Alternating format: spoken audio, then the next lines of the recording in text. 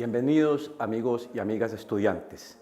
Quien les habla, Juan 23 Esquivel Prado, coordinador del programa de Educación Física, Recreación y Deportes y profesor de la asignatura Expresión Corporal y Rítmica.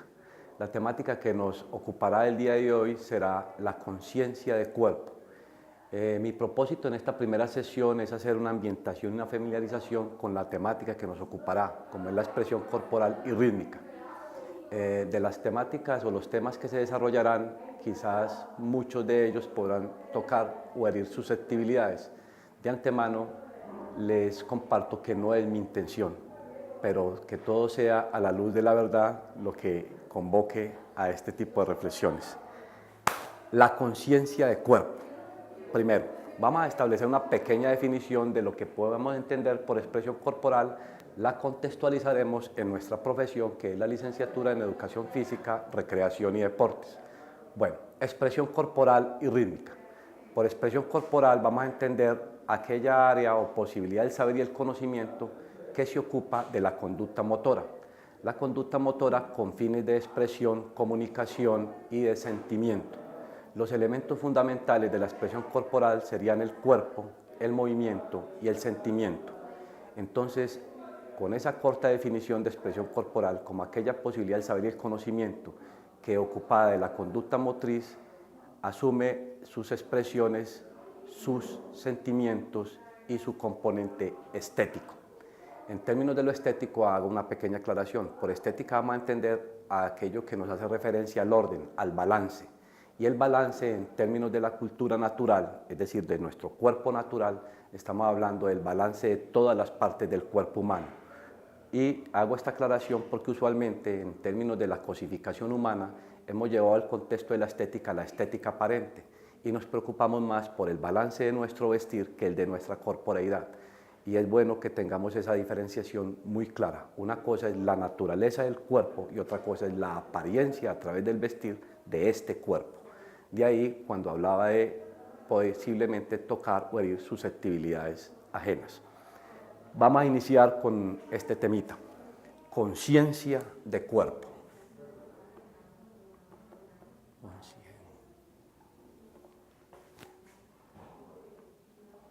Bueno, vamos a plantearnos tres temas específicos. El primero de ellos, el sentir el cuerpo. Sentir el cuerpo. Y no solamente sentir cuerpo, también sentirse cuerpo, porque ese es otro aspecto que hemos olvidado en el proceso evolutivo de nuestra especie, que cuando le damos paso a la cultura, le damos un espaldarazo a la naturaleza y nos creemos que somos la apariencia y el cuerpo sufre. De ahí lo que le socializaba en la fase introductoria o el primer video, de que uno en escena cotidiana ve cuerpos que gritan y uno a veces piensa si la conciencia de ese sujeto no se conmueve de la forma en que abandona y atropella su propia corporalidad. Y el cuerpo, en términos de la vida, lo vamos a entender como la vida humana. Nosotros somos cuerpo y el cuerpo es una manifestación de la vida. Y educar el cuerpo es educar la vida. ¿Para qué educa uno el cuerpo y para qué educa la vida? Para una relación armoniosa con la vida. La pongo en mayúsculas para hacer referencia a la vida como un todo en términos cosmológicos. ¿Listo? Entonces, valga la redundancia, repito de nuevo, la vida humana en relación con la vida como macro. Cuando hablo de la cultura aparente, el hombre entra en un proceso cosificante, anula su vida corporal y genera una relación de vida cosificante, mundo material, no mundo natural. De ahí por qué tenemos esas conductas tan despreciantes con el mundo natural. De un momento a otro nos vamos creyendo que somos aparentes y destruimos en ese proceso de confusión la misma existencia.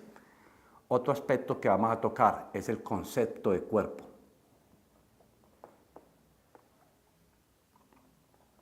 Aquí vamos a meternos en el componente ya de corte intelectual, racional. ¿Qué concepción tenemos de cuerpo? Es decir, ¿qué hemos aprendido sobre nuestra corporeidad? ¿Cómo funciona? ¿Cómo es su esquema?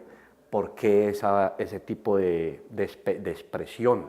¿Por qué el cuerpo es lo que es? ¿Por qué somos bípedos y no cuadrúpedos? ¿Por qué nuestros segmentos corporales generan un balance? Y el tercer componente sería la responsabilidad de cuerpo.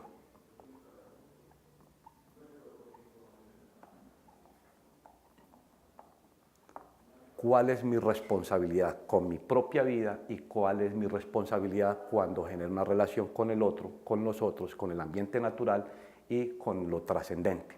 Ese es otro aspecto que es interesante abordar. Hemos dicho que la temática que nos convoca es la conciencia de cuerpo. 3 temas a desarrollar: sentir el cuerpo, concepto de cuerpo y responsabilidad de cuerpo. ¿Cuál sería el contexto de esta reflexión? La educación física, la recreación y el deporte.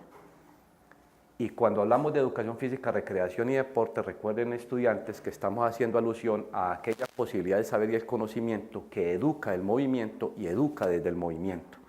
O sea que es un área del conocimiento que posibilita la formación en el movimiento, en las expresiones motoras y la formación humana desde el movimiento.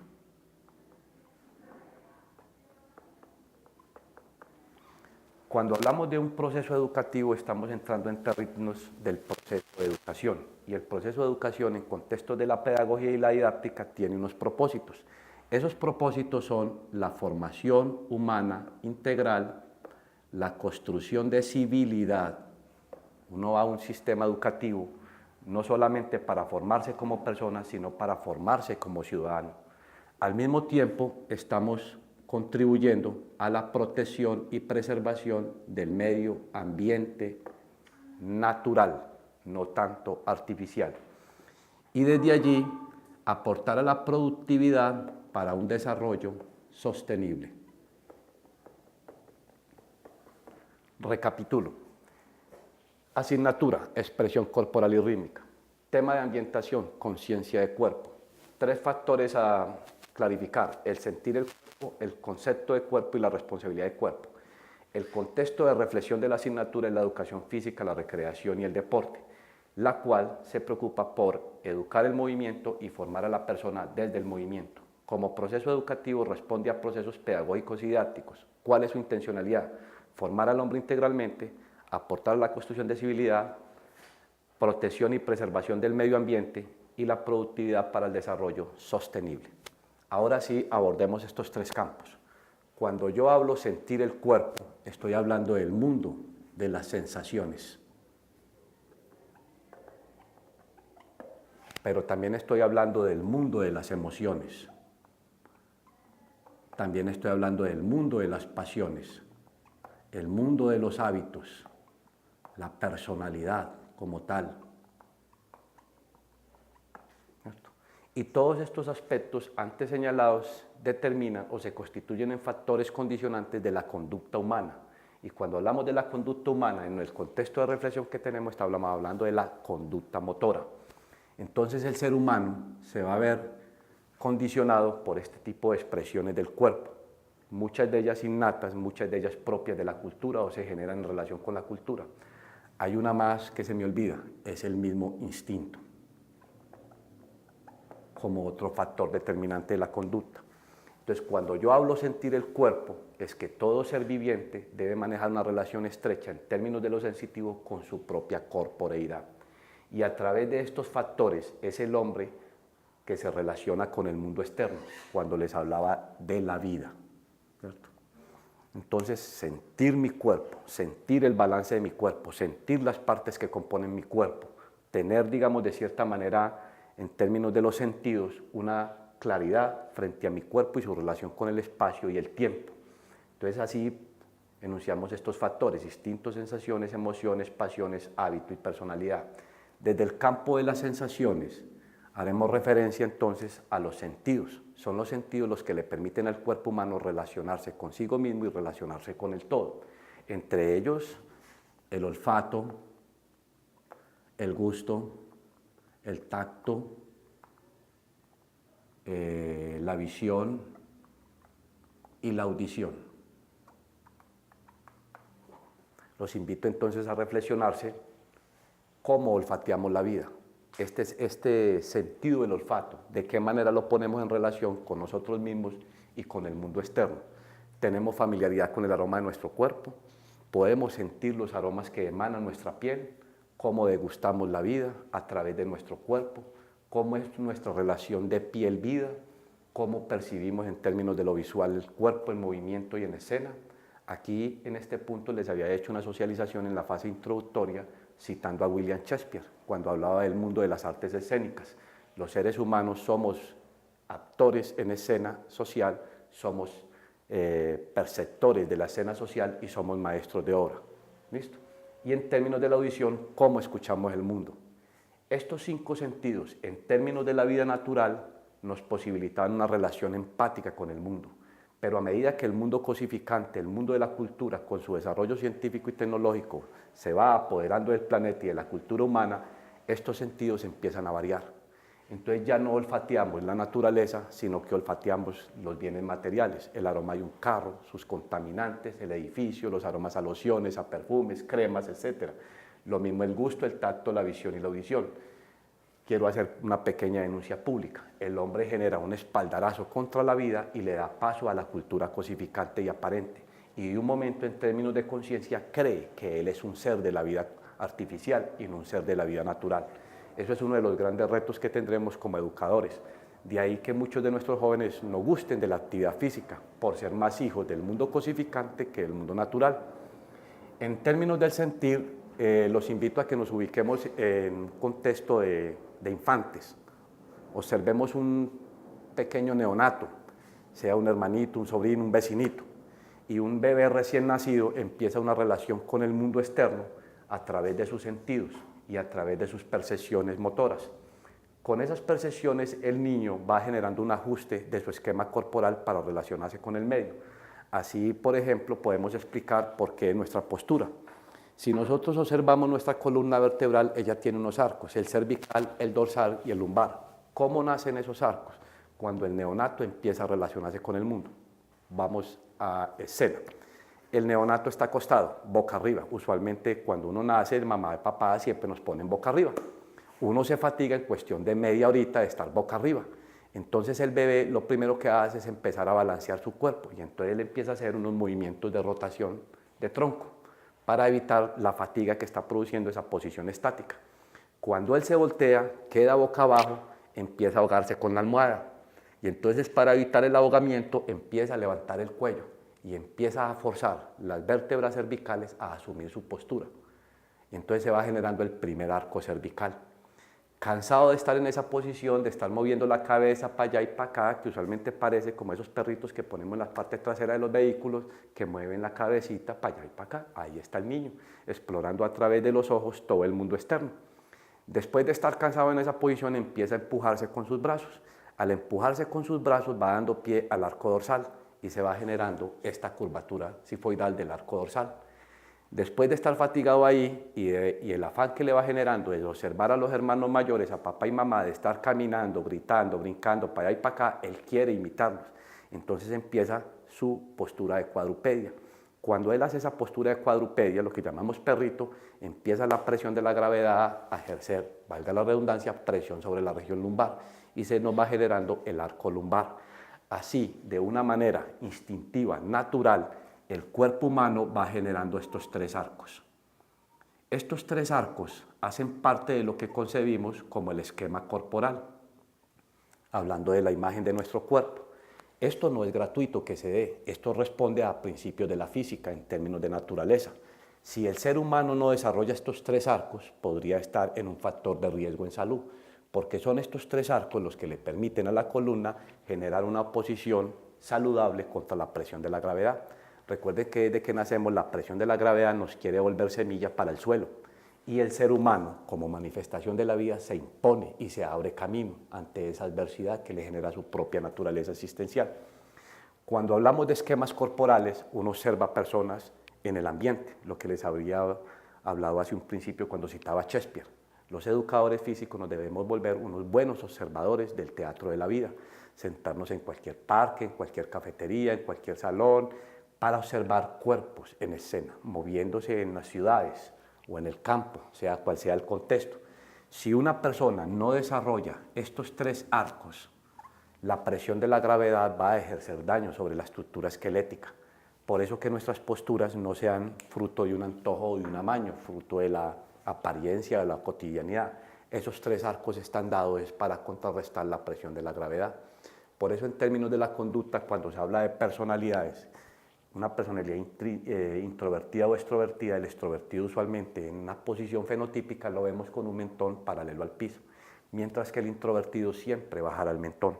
El mentón gacho siempre es una manifestación de una especie de temor o timidez frente a la vida y frente a la relación con el otro. Y eso a veces nos lo da nuestro propio esquema corporal. Cuando yo no tengo un esquema corporal bien apropiado, bien estructurado, yo puedo sufrir complejos y eso va a afectar mi conducta. Trataré de opacarlos con la apariencia, con el vestir u otros objetos, pero el cuerpo siempre en la intimidad nos estará mostrando que estamos fallando. Entonces terminamos este primer componente, sentir el cuerpo. Permitamos a través de los sentidos apropiarnos de nuestra propia corporeidad. Ahora daremos paso a este segundo componente, concepción de cuerpo. ¿Cómo concebimos el cuerpo en términos racionales? En introducción a la educación física habíamos dicho que el hombre es una realidad multidimensional, que en términos de lo individual somos cuerpo racional, cuerpo espiritual, cuerpo emocional y cuerpo motor. A veces por fenómenos de la cultura le gastamos mucho tiempo al cuerpo racional y abandonamos los otros tres. Por eso nuestras dificultades de manifestar afectos o sentir la expresión de afecto del otro, cuidar de nuestra salud o manejar un sentido profundo con lo trascendente. Entonces el concepto de cuerpo es ¿qué conozco yo de mi cuerpo? ¿Qué sabes tú de tu estructura anatómica? ¿Cómo crees que estás compuesto internamente? Usualmente no vemos sino lo aparente en el espejo, pero a veces no nos ponemos a pensar que debajo de esta piel hay una cantidad de tejidos, órganos, sistemas, aparatos que hacen que la vida sea dinámica, que nuestro cuerpo sea dinámico. Entonces el concepto de cuerpo va a hacer alusión a ese conocimiento que tenemos sobre nuestro cuerpo. De ahí la importancia de generar procesos formativos que permitan a un conglomerado social tener conciencia de lo que es cuerpo. Entonces ahí les dejo más puntaditas para que se preocupen por estudiar y leer permanente. Pero ante todo sean buenos espectadores de cuerpos en escena cotidiana. Ahora pasemos al concepto de responsabilidad de cuerpo. ¿Qué responsabilidad tengo yo con mi cuerpo en términos de la relación consigo mismo y qué responsabilidad tengo de mi cuerpo en relación con el ambiente? Pongo un ejemplito. Cuando tú te subes a un bus o cuando sales a estudiar o a trabajar, usualmente llevas un bolso o llevas una tula o un morral. Cuando tú te pones algo dentro de tu cuerpo, eso hace ya parte de tu esquema corporal. A ver, esquema corporal, estamos hablando de la imagen tridimensional que tiene el cuerpo en relación espacio-tiempo. Yo tengo una postura frontal, tú me puedes ver de una manera lateral y también podrías verme de una parte alta como una parte superior y un plano inferior. Entonces el cuerpo se puede dividir en varios planos. Un plano que me permite dividirme en una parte inferior, superior, un plano que me permite dividirme en dos medios, izquierda, derecha, y un plano que me permite dividirme en un plano sagital, una parte anterior, una parte posterior. Esa imagen tridimensional está a la expectativa de nuestros sentidos. ¿Qué hacemos en la cotidianidad? Cuando hablamos de concepto de cuerpo y responsabilidad de cuerpo, nos preocupamos por la parte frontal. Creemos que el cuerpo no es sino un frente, pero nunca nos fijamos cómo está nuestra parte posterior, ni nuestra parte lateral. Entonces, cuando vamos a una relación escénica, nos ponemos de frente, pero nunca nos ponemos de lado, ni tenemos idea cómo nos perciben los otros de lado. Les voy a poner un pequeño ejemplito. Si usted coge un rostro humano y tomas cualquier pedazo de papel, un cuaderno, y buscas los cuadrantes del rostro para establecer balances o armonías entre las distribuciones de las partes, te vas a llevar grandes sorpresas. Te invito a que hagas ese ejercicio en tu casa frente a un espejo, o lo hagas con tu pareja o con tu compañero. Mira esto. Observa este plano derecho. Esta parte, esta media, mitad de mi rostro, expresa algo y evoca sentimientos frente al espectador. Pero si tú llegas y tapas esa visible, te encontrarás con otro tipo de expresión. Mi cara automáticamente cambia y las expresiones faciales de mi rostro se modifican. Quizás podría decir que este lado es el que menos me conviene en términos de la apariencia y este lado podría ser mi perfil griego, el más bello, ¿cierto? Y si lo hacemos en un plano superior e inferior, miramos lo mismo. Una cosa es la impresión que genera en un espectador esta parte superior de mi rostro y otra cosa es la expectativa o la expresión que genero con la parte inferior. Así es como cuando uno genera relaciones con el otro, uno puede ser agradable con su rostro dependiendo del plano en que hable con esa otra persona, o podría incomodar la susceptibilidad del otro dependiendo del rostro. Hay rostros que a veces no agradan. ¿Eso por qué no agrada? Por lo que les decía en un principio, porque el fenómeno cosificante, el fenómeno cultural de la apariencia, ya nos habla de lo feo y lo bonito, y en términos de la estética natural esas expresiones no se deben manejar. Bonito el que tiene el balance en términos de la estética, feo el que rompe con ese balance. ¿Listo? Entonces la responsabilidad del cuerpo nos está haciendo alusión en términos de la conciencia que tenemos de él y de qué manera podemos afectar el entorno con nuestra corporeidad. Entonces hablaba del ejemplo del bolso o del morral. Tú te subes a un bus, te montas un morral y se te olvida que el morral hace parte de tu cuerpo. Cuando vas caminando por el pasillo del bus sin darte cuenta, con el bolso o con la cartera estás golpeando la cabeza de los que están sentados. Eso es no tener apropiación del esquema corporal. Eso es no tener como una imagen clara de lo que es cuerpo. Cuando estamos sentados en una silla vemos que un puesto de bus es para dos personas. Tú te sientas con las piernas separadas, anulas el espacio del otro y sin darte cuenta estás ofendiendo y estás agrediendo al otro civil que debería encontrar su espacio para él sentarse cómodamente, ¿cierto?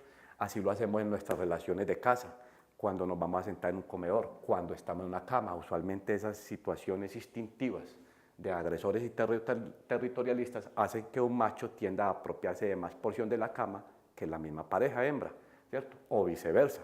Cuando el hombre aflora más el femenino y la hembra más el masculino, entonces la hembra quien se apropia de mayor espacio en la cama y sin darse cuenta genera agresión con el otro. Y así nos pasa en todas las relaciones de cuerpo, en cotidianidad.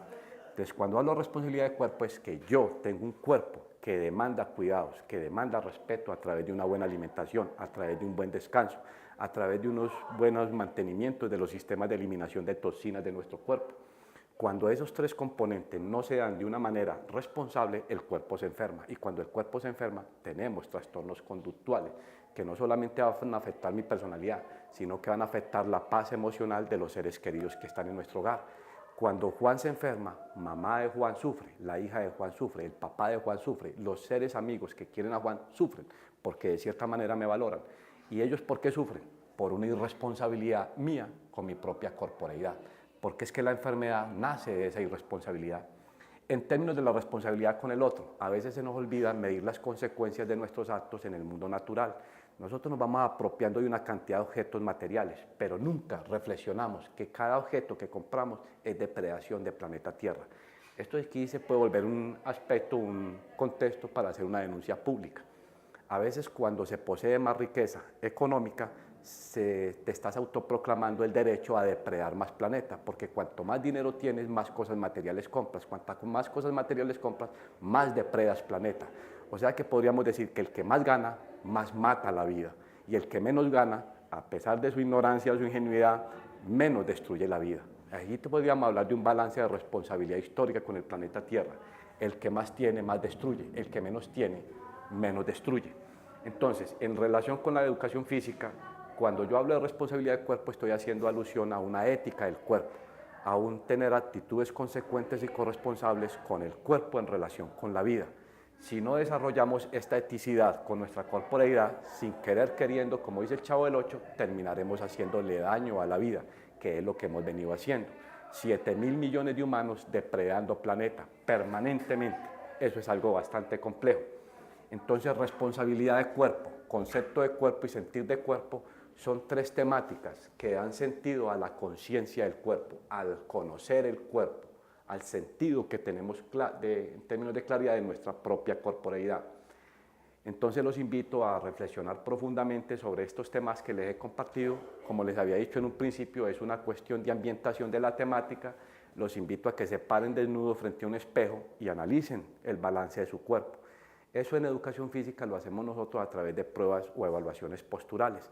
Uno siempre busca que todo el cuerpo y sus segmentos tengan balance, que un hombro esté en línea con el otro hombro, que las crestas ilíacas de nuestra cadera estén en líneas unas con otras, que nuestros codos cuando nos ponemos de frente estén en líneas con otro. Cuando tú ves un segmento desalineado con respecto al otro es porque ya estamos generando amorfidades en nuestro sistema musculoesquelético que en el proceso de madurez existencial se van a volver enfermedad.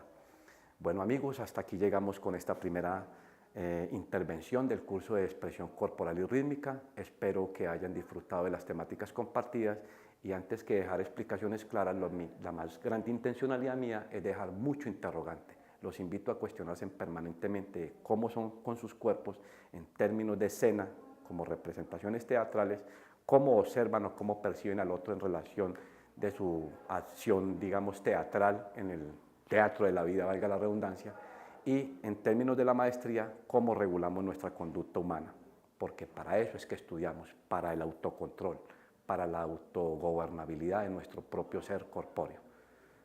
Una feliz vida para todos ustedes.